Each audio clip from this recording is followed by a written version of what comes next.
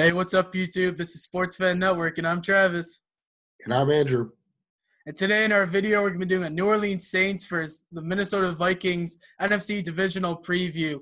The last time these two teams played each other, both teams looked very different. They played in week 1 of this season. That's when Sam Bradford was the starting quarterback for the Minnesota Vikings, and Dalvin Cook was the starting running back.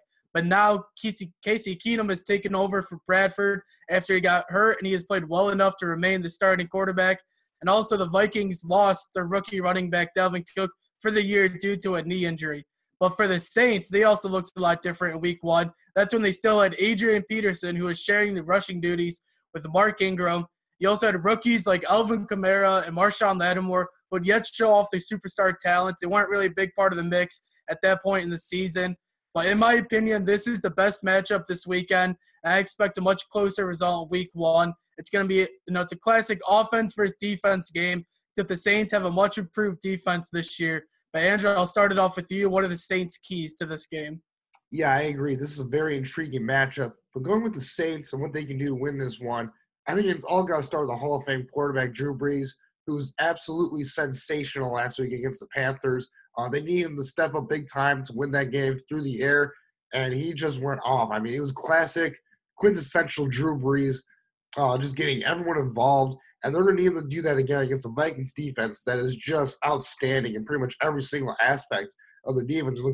They have a great pass rush, great linebackers, and great cover corners, as well as Harrison Smith back there just free roaming as a safety and not afraid to hit you out there as well. So they're going to need Drew Brees to be at his absolute Hall of Fame best in this one, and they're going to have a chance to go into Minnesota and pull out a victory in this game, in my opinion. Yeah, he's going to be going up against one of the best secondaries in the NFL. But Drew Brees, like you said, is coming off that great performance. So that's definitely going to be a key matchup to watch. For me, I'm sticking with the offense, and I'm going to be talking about the running game. Between Alvin Kamara and Mark Ingram, they simply need to play better. The Saints are going to beat the Vikings. In the wild card round versus the Panthers, Alvin Kamara and Mark Ingram combined for only 45 rushing yards. They had 1 touchdown, but on 19 carries. That's roughly around like 2-point-something yards per carry. That is well below their season average. This is a run-first team for the Saints. Mark Ingram is their guy. He's a between-the-tackle runner. He's a very physical power runner, while Alvin Kamara has played more of that Darren Sproles role when they went to the Super Bowl, where he's a great receiving back. He's a guy that can run through the tackles with power. He's got speed to bounce it to the outside. But both of these guys need to have their best games if they're going to beat this Minnesota Vikings team, who has a very good defense against the pass and the rush. Yeah, I mean, that Vikings defense, like I said, it's no joke. They have a great front seven, one of the best front sevens in the NFL. Their offensive line for the Saints had to do a great job of opening up running lanes for these running backs because they really struggled against the Panthers last weekend, where the Panthers have a really, really good front seven as well, led by Luke Kuechly. The Vikings, they have a great front seven as well. And Harrison Smith, he's not afraid to come up from the safety position and go into the box in order to shut down the running game. So they need to do a good job of making sure that Harrison Smith is not, just completely controlling the game from that aspect of the defense. But going over to the Saints defense, I think they need to do a really good job of shutting down the Vikings running game because, like you said, Case Keenum's now the quarterback for the Vikings, and he's played very exceptional this season. He's just done a great job under offensive coordinator Pat Shurmur. But he's very unproven as a playoff quarterback. He hasn't had a start in the playoffs as a quarterback, and really this is the first season that he's had extensive starting experience, basically for an entire season.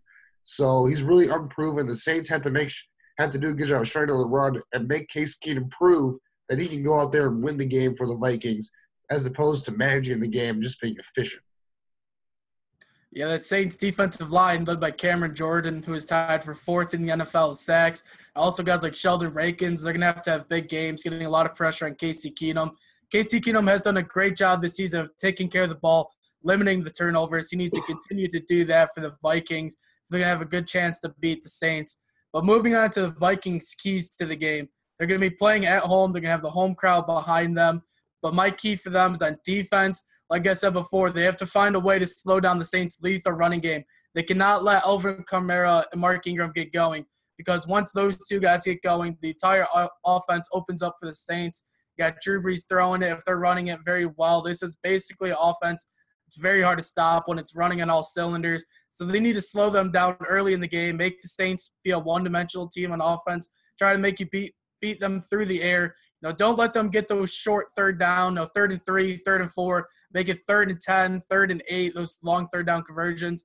Try to get those 3 and outs. Don't let them get those easy conversions on third down.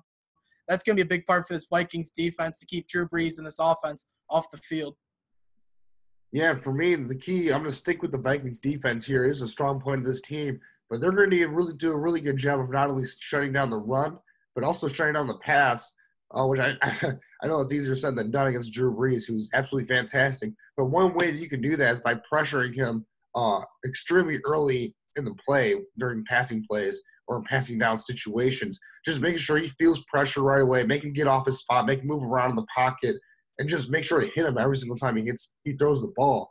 Because if you can get him on the ground a few times, I mean, I don't think it'll necessarily rattle Drew Brees, but it'll not make him comfortable. Maybe you can force a bad throw here and there that can turn the tide in terms of getting a turnover. That'll turn the tide of the game for this offense that really has just been asked to manage the game, if not do a little bit more than manage the game throughout the season.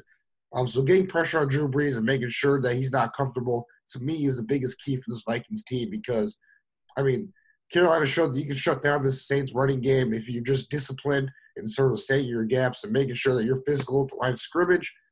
Being able to pressure Drew Brees to 4 pass rushes only and not having to blitz will go a long way for the Vikings and making sure that this Saints explosive offense does not get going early on in this game. Yeah, and this Vikings team has a lot of great pass rushers. And Everson Griffin, Danielle Hunter, Anthony Barr, they have lots of good pass rushers to help disrupt Drew Brees' game. But finally, the final key for the Vikings, switching back to the offense for them, is they need to have a balanced offense. They need to run the ball with success. And they also need to make plays in the passing game. When they don't have a balanced offense, sometimes he asks Casey Keenum to do more than it's expected from him. And that's when the Vikings offense has struggled. They didn't make sure they have a very good balanced offense if they're going to win this game. Yeah, I got to say, though, Case Keenum has been very good throughout the entire season. So I think the Vikings, they do have a lot of confidence in him if he has to go out there and make plays for them in the passing game. They have some great targets out there for him, Adam Thielen, Kyle Rudolph, as well as Stephon Diggs to throw the ball to. But I agree, sticking with, kind of a run-first approach, keep him balanced, having Latavius Murray run the ball for them up the middle to establish a little bit of kind of a power element to this game will go a long way.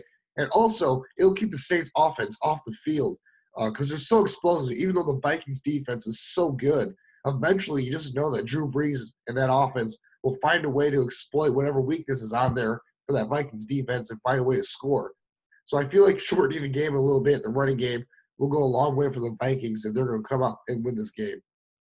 Yeah, and finally, the last thing I want to point out is that there's going to be a lot of positional, matchups that can be look out for. The key ones are going to be Marshawn Lattimore, who's he going to cover, Stephon Diggs, or Adam Thielen.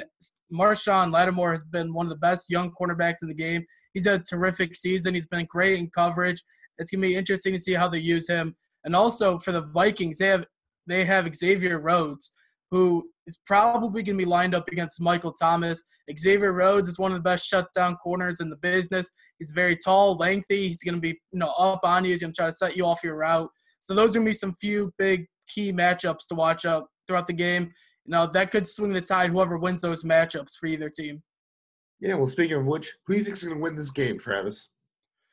Yeah, I'm going to have to go with the home team, the Vikings, all postseason. The Super Bowl is going to be played in Minnesota. The Vikings, they have a very talented defense, a very good offense. I think this team is just very well-rounded all the way around. I think it's going to be a very close game, but I think the Vikings are going to win this game.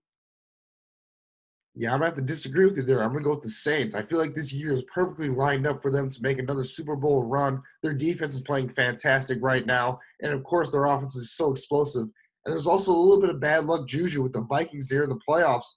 They just had a lot of bad breaks in the playoffs throughout the course of their history. Maybe something like that happens again. We'll see. All I know is, I can't rely on that, though. All I know is the Saints are absolutely loaded across the board, in my opinion. These are two loaded teams, but I feel like the better quarterback is on the Saints side with Drew Brees. I have to go with the elite quarterback over Case Keenum, who has played well this season, but he hasn't proven that he can get it done in the playoffs, in which case I'm going to go with the advantage to Drew Brees. Yeah, well, that's our thoughts on the Saints versus Viking NFC Divisional preview. Let us know what you think in the comments below. Who do you think is going to win? Let us know if you agree with us or if you disagree with us. And thank you guys so much for watching.